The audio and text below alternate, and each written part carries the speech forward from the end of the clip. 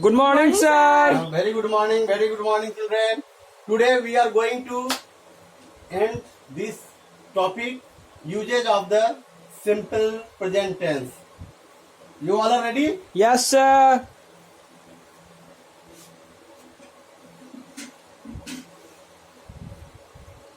Simple present tense means present indefinite tense. I will instruct you its usage in successive mode. You must note it down in your copy in this very right sequence. To narrate a past event through a dramatic narrative for the sake of vividness. भूतकाल के घटनाओं को नाटकीय रूप से प्रस्तुत करने में स्पष्टीकरण हेतु हमें प्रेजेंट इंडेफिनिट टेंस का प्रयोग करना होता है। यानी पास्ट इवेंट में भूतकाल की जो घटनाएं हैं उनको नाटकीय रूप से प्रस्तुत करने के लिए, सुस्पष्ट करने के लिए, उनमें सजीवता बनाए रखने के लिए हमें प्रेजेंट इंडेफिनिट टेंस का सहयोग लेना पड़ता है। हम प्रेजेंट इंडेफिनिट टेंस का प्रयोग करते हैं। देखिए example, as for example, Shivaji now draws his sword and attacks the enemy. ये जो पंक्ति है, शिवाजी अब अपनी तलवार खींचते हैं और दुश्मनों पर आक्रमण करते हैं।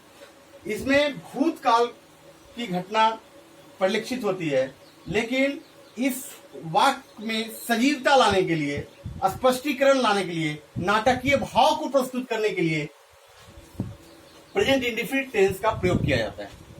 अंडरस्टैंडिंग? Yes, sir.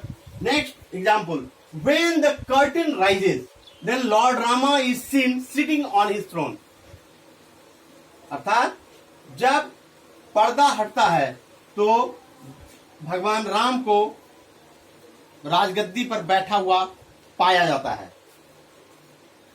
यहां पर आप देखेंगे कि इसमें जो दृश्य है ये भूतकाल की घटनाओं को परिलक्षित कर रहा है, लेकिन इसमें इस वाक्य में सजीवता लाने के लिए, इसमें नाटकीय भाव को उभारने के लिए क्या किया गया है? प्रेजेंट इंडेफिनिट टेंस का यूज किया गया है। क्योंकि आप देख रहे हैं यहाँ पर V1 है, राइट, जिसमें थर्ड पर्सन सिंगुलर नंबर होने के कारण ES का प्रयोग किया गया है और बाकी सेंटेंस इनसे जुड़े हुए हैं। अर्थात when the curtain rises Lord Rama is seen sitting on his throne.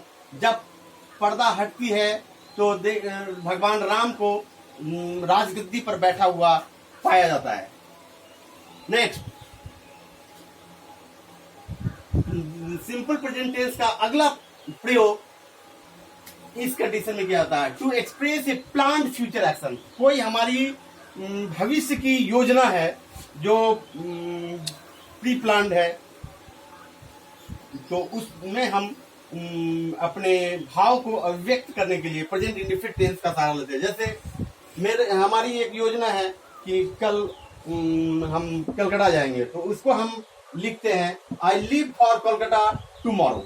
I leave for Calcutta tomorrow में सेंस क्या है? इसे फ्यूचर टेंस प्रदर्शित हो रहा है, लेकिन इस वाक्य को सजीवता प्रदान करने के लिए, जीवंत बनाने के लिए, आकर्षक बनाने के लिए, संक्षिप्तता प्रदान करने के लिए हमने प्रेजेंट इंडेफिनिट टेंस का प्रयोग किया है। और ऐसा किया जाता है, I leave for Calcutta tomorrow. अर्थात इसमें प्लान फ्यूचर एक्शन परिलक्षित होता है, सुस्पष्ट होता है। Next, our annual examination begins on 10th March 2020। हमारी जो वार्षिक परीक्षा है ये 10 मार्च से शुरू होती है। यहाँ पे 21 लिख सकते हैं, 21, क्योंकि 20 का तो मार्च चला गया, तो आप यहाँ पे 21 लिखेंगे।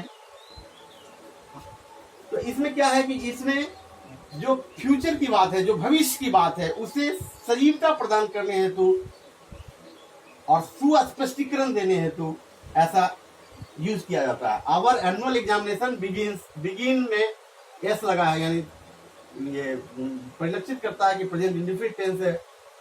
और ऑन 10th March 21 21 ये बता रहा है कि आने वाला समय में है, ये 10th of March 21, तो ये फ्यूचर से जुड़ी हुई बात है।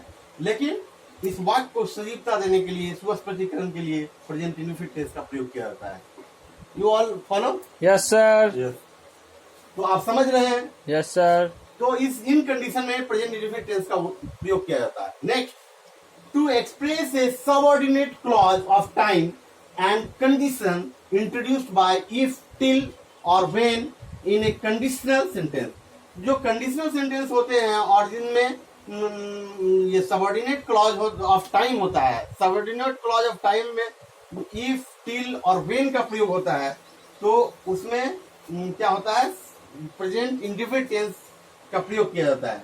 जैसे as for example, if you run fast then you will catch the train. इसका अर्थ हुआ कि यदि आप तेज दौड़ते हो तो आप क्या करोगे, ट्रेन को पकड़ लोगे। अगर आप तेज दौड़ते हो तो ट्रेन को पकड़ लोगे। If you run fast then you will catch the train. तो यहाँ पर देखें, इफ से ये शुरू है क्लॉज, और यहाँ पर ये you run fast present indefinite tense है, और ये जो नेक्स्ट पार्ट है ये बताता है कि you will catch the train. तो इससे ये पता चल गया कि इफ से शुरू हो रहा है और इसमें प्रेजेंट इंडेफिनिट टेंस का यानी V1 का यूज हुआ है, और नेक्स्ट पार्ट जो है वो फ्यूचर टेंस को परिलक्षित कर रहा है। If you run fast then you will catch the train. अगर आप दौड़ते हो, अगर आप तेज दौड़ते हो तो आप ट्रेन पकड़ लोगे। Next, when you reach there then send me a telegram. जब तुम वहां पहुंचते हो तो मुझे एक टेलीग्राम भेज देना, इसका अर्थ है। तो यहां आप देखें कि इस वाक्य को आकर्षक बनाने के लिए प्रेजेंट इंडेफिनिट टेंस का प्रयोग किया गया है। इसीलिए ये आपको रूल बताया गया है कि to express a subordinate clause of time and condition introduced by if, till और when in a conditional sentence. इस कंडीशनल सेंटेंस में आपको प्रेजेंट इंडेफिनिट टेंस का प्रयोग करना पड़ता है। Next, to begin imperative sentences. और आदेशात्मक वाक्य जो होते हैं, जो इंपेरेटिव सेंटेंस हैं, उनमें हमें प्रेजेंट इंडेफिनिट टेंस का प्रयोग करना पड़ता है। जैसे ओबे योर टीचर्स, अपने शिक्षक की आज्ञा माने, ये भी प्रेजेंट इंडेफिनिट टेंस है और इंपेरेटिव सेंटेंस है, ओबे your teachers. Next, always speak the truth, हमेशा सत्य बोलो, ये इंपेरेटिव सेंटेंस है, लेकिन इसमें V1 का प्रयोग किया जा रहा है, जो आप आसानी से इसको देखकर समझ सकते हैं। ये इंपेरेटिव सेंटेंस है लेकिन प्रेजेंट इंडेफिनिट का फॉर्म है, क्योंकि इसमें V1 है। Next, to quote the someone as, और किसी को कोट करने के लिए हम लोग प्रेजेंट इंडेफिनिट टेंस का प्रयोग करते हैं। जैसे Kalidas says beauty needs no ornaments.